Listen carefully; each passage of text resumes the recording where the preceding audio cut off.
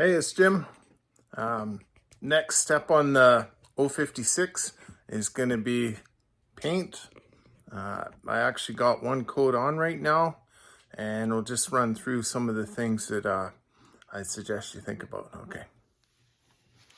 There's probably a lot of people that are a lot more skilled at body work and painting and all that, but anyways, this is Trim-clad rust. I couldn't find the Rust-Oleum that I was looking for. But anyway, so basically put a coat on,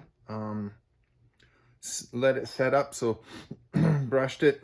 And then one thing that I've found for durability of paint is going over it with a heat gun, just on the, I guess, kind of the low setting, which on this one's about 300.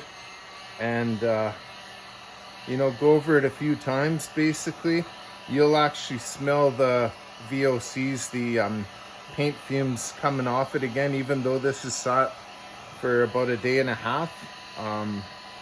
But it just really helps the paint actually cure, and I've found that way it bonds to the surface a lot better and ends up a lot more durable. So I'd suggest you do that.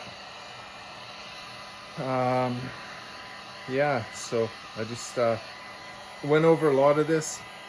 Most of this is aluminum or metal, but there is some of it that's fiberglass. The can actually says for metal only, but it does bond pretty good to plastics and fiberglass.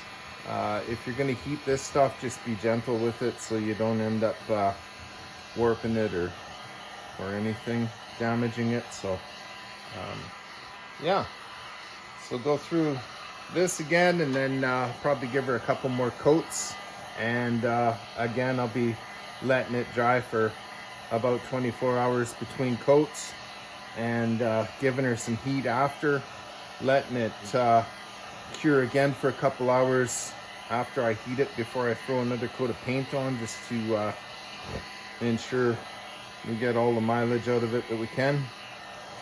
So all right, we'll catch you in a while.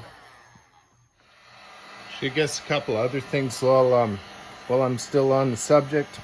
I left the grease in over the oil pump adjuster screw. You don't want to plug that up with paint either. Be careful that you don't end up catching that with your paintbrush and dragging grease on there, because it'll prevent the paint from adhering good.